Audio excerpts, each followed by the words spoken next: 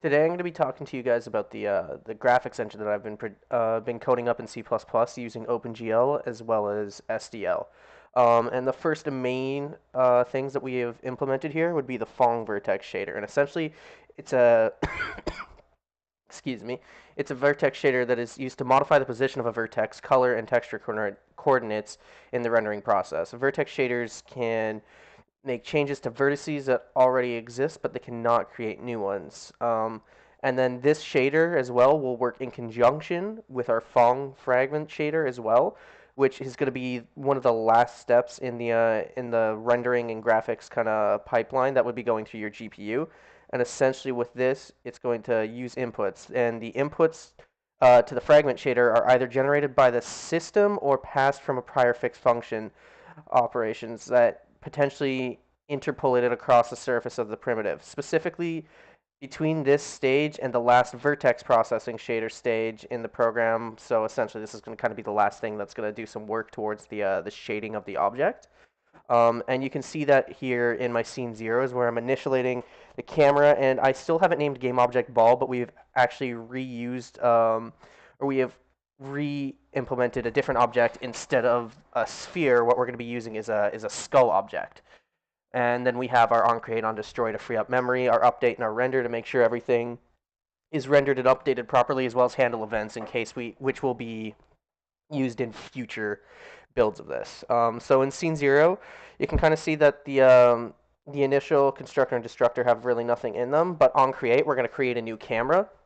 And essentially with this new camera, it's going to allow us to visually see what is being created in this 3D space within it. And the first thing you notice is if the object load equals false, this is essentially a bug fix where if it fails to load the object, then it will return a boolean that will get an error message to pop up instead of crashing everything. And right here, this is initially where we would have implemented our sphere, but I have it as the skull object now. And then we're just creating a mesh pointer to apply all the vertices, normals, and UV coordinates for the shaders to work with, as well as the shader pointer, so that I can both pull from the phong vertex and the phong fragment shader. Um, and then we create ball is still the name of our game object, even though it's a skull in this case, and we create a new mesh pointer and shade pointer to it. The light source right here is this is us just kind of creating the light source in X, Y, Z. So the Y is going to be slightly below, and the Z is going to be kind of behind from where the camera is. That's kind of give it the effect of holding a flashlight underneath somebody's face, essentially, so that the light is coming upwards in a direction. You'll see that as soon as the program runs. And then in the render, what we do is we clear the color and we buffer everything so that it kind of cleans everything up. Um, then what we do here is we grab our projection matrix, our view matrix, our light position, our model matrix, and our normal matrix. And this is just pulling everything together so that everything can kind of interact with the light source instead of just kind of ghosting through one another. And then these pass the matrices and the light positions into the GPU so that everything can be properly rendered. And then down here, this line right here is going to be where most of our update functions would be done, though we would do them in a different file, and you'll see that in the future build of this. Essentially right here, what we're saying is we're going to take a 90-degree rotation, and then think of these like switches. So any XYZ, if it's 1.0, where the float is saying, then 1.0 is going to be 100% effect of 90-degree rotation in that section. So right now, it's not going to have any rotation in the X and the Z axis, but in the Y axis, it's going to be turned. So when you look at this, it's going to be facing to the right. So the front of the face of the skull would be facing towards the right. Kind of hard to do with the camera here, as I'm still a bit new to this.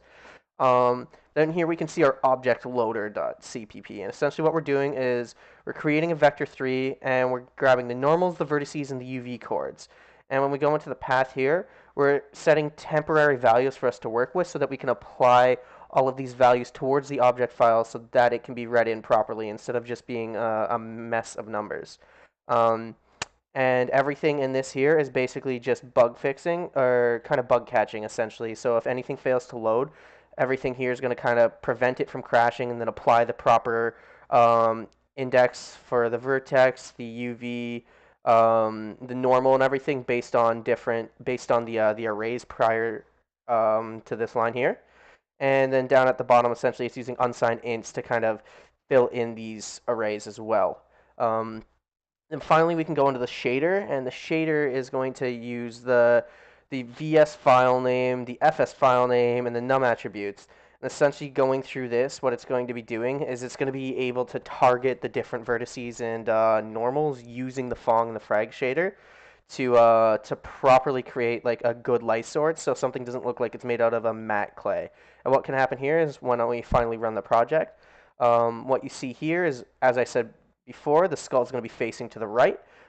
This output now is no longer spewing out the chart, as this is mainly graphics focused and not so much worried about the physics. Um, and as you can see, the light is coming from the bottom and shining upwards. So if I wanted to go back in and change that, I would go into scene.cpp. Let's say I could add like 130 rotation to both the Y and the X axis.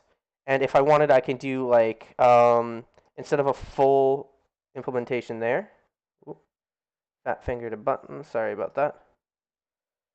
So instead of a full implementation there, what we can do is we can go 0.5F, and that's going to be half of the 130. So you're going to be getting about a 65 degree rotation in the X. So even though they are like a switch, you can kind of vary how much of that force is actually going to be passed through, or how much of that translation and rotation is going to be passed through into the axis. As you can see, the skull's kind of doing a bit more of a flip here now. It's a bit harder from what I can see in the recording to see, as the light, the gamma on that is a little bit darker. But if I wanted to set everything back to 0, then I could go 0 here and 0 here. And even though there's a 130-degree rotation taking effect, it's taking effect in no axis, so this skull will be facing right at us. Unfortunately, I think I fat fingered something wrong there. But what happens there is simple fix. Yep. Sorry about that. Must have messed something up when I accidentally fat fingered one of the delete buttons there, so I'll fix that up.